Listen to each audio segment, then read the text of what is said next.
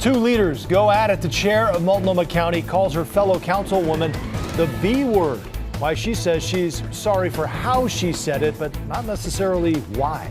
And with the new tax plan on the horizon, why Oregon charities worry they could make less money because of it. Plus, you can take the man off the farm, but you can't take the farm out of the man. What do you do when your entire way of life is taken away? How a farmer found a way to fill all the free time he never wanted.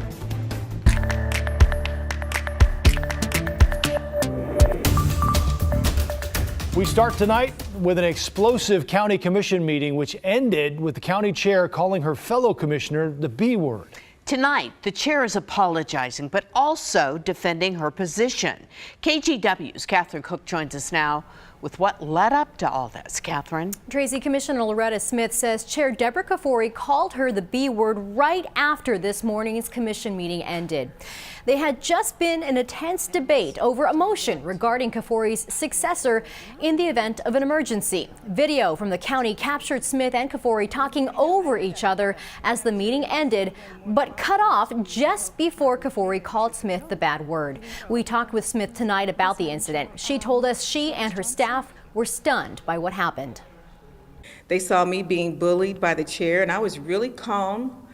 And I think the mischaracterization by the chair of how I was acting in council was totally off base. She was disrespectful, she was out of line. And to be called a B word because I disagree with you on policy, that's not acceptable. This entire county. Tonight, Chair Kafoury apologized for being unprofessional, but in her statement, she also defended her frustration, saying she had watched Smith attack county staffers before and was offended by statements she made during today's hearing. She said that is what led to her, quote, regrettable comment. You can find video from the meeting right now on KGW.com. Tracy, back to you. Thank you, Catherine.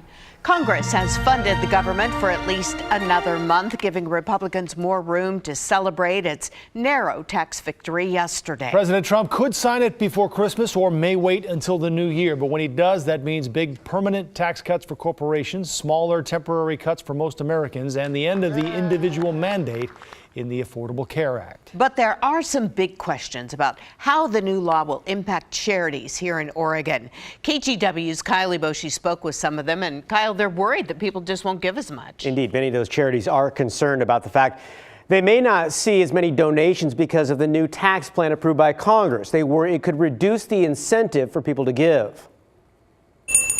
This is the season of giving, but many Oregon nonprofits fear they could see a decline in charitable giving after the new tax plan approved by Congress takes effect. Oregon Food Bank has 75,000 individual donors in a year making small contributions on average. And so certainly we're concerned that some of those folks may look at their potential tax bill and make some different decisions about their contributions. Under the new bill, the standard deduction, or amount taxpayers can subtract from their taxable income without itemizing deductions on their tax returns, will rise to $12,000 for individuals and $24,000 for married couples.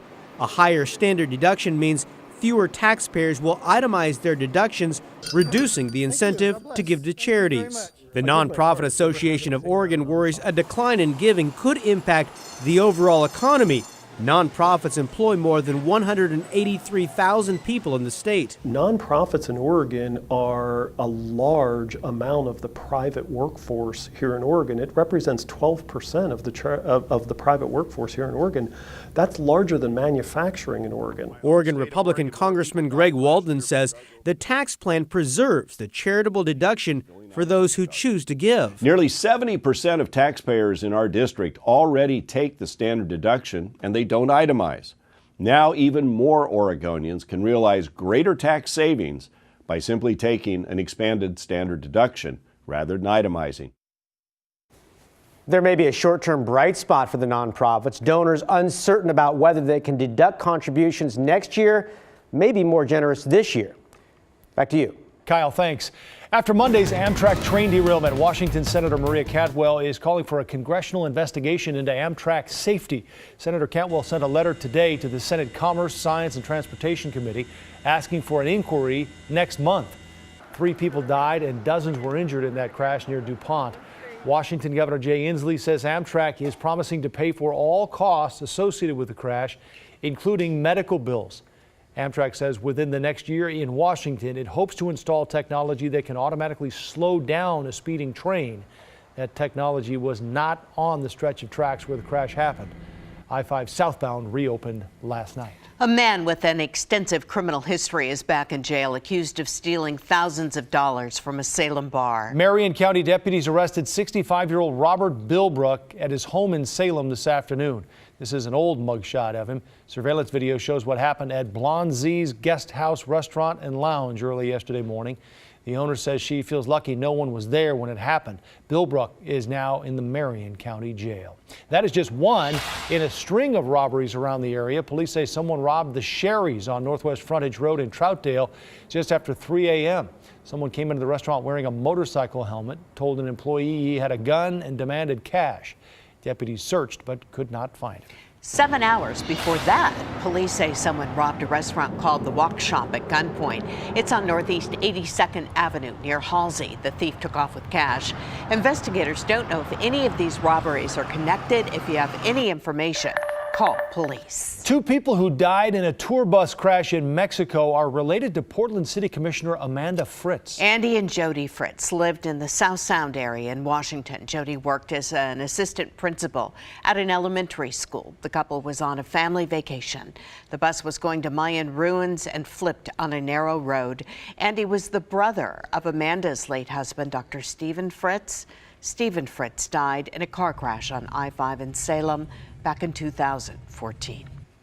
Tigard police arrested a religious instructor they say abused 2 young girls. They took 50-year-old Muhammad Hassan into custody yesterday. A Washington County grand jury indicted him last week, but officials say the abuse began in 2016. Authorities say both girls were Hassan's students, and investigators believe there may be other victims. Oregon Governor Kate Brown says homeless families need more options to escape the freezing cold of winter. And tonight she's calling on lawmakers to make that happen. KGW's Maggie Vespa is live near a family shelter in southeast Portland. And Maggie, the governor wants $5 million by February. Joe, that's right, she does. And as you said, she made that announcement at a family shelter. It's about a block down from here. It's a place that is packed year round, but it's especially packed this time of year. These kids, crayons in hand, are in some ways lucky. Their parents snagged a spot in Southeast Portland's Human Solutions shelter. This fall, a record high 500 families applied. Many were put on a wait list. And temperatures are dropping. Resources are stretched very thin by the need that's out there. So today, Oregon Governor Kate Brown, alongside Multnomah County Chair Deborah Kafoury, paid a visit to Human Solutions to see the need firsthand. She also made an announcement. I am requesting an additional $5 million from the state of Oregon in the upcoming legislative session to assist with emergency housing needs during the winter months. The request is expected in February, and it follows a brutal, deadly winter last year for Portland's homeless. 4 people died in the cold, none of them children. But county officials say a lot of families come knocking at places like Human Solutions during dangerous weather. When places like this are full, officials have to scramble, putting some families in motels, passing them off to other nonprofits. The money would help create a system. That focus of those dollars, of course, is to make sure that our children have a warm, dry place to call home, at least during the winter months. And it's reassuring to people like Vanessa Orange, who moved here in September after a car accident left her unable to work and pay rent at the family's apartment. It was frustrating. Orange is here now with 6 of her kids and a grandkid. I asked her how long it'll take to get back on their feet. So I'm giving myself for the month of January, started fresh new. I'm going to give myself about 4 to 6 months. And if she makes it by the deadline, she'll have been there 9 months. And to that point, the average stay now, say shelter operators, for a family there is 65 days. And that is triple where that average was 3 years ago. Guys, back to you. Maggie, thanks. Oregon's second largest Medicaid provider, Family Care, will now shut down at the end of January, not at the end of this month. The Oregon Health Authority made the announcement this afternoon. This new date will give around 120,000 Oregonians more time to find a new provider. Family Care's CEO said the rates offered by the Oregon Health Authority were too low for the company to stay open. He says if they continued operating, the company would have had to file for bankruptcy by next summer. Today, Portland City Commissioner Nick Fish helped celebrate the end of the all-user restroom challenge.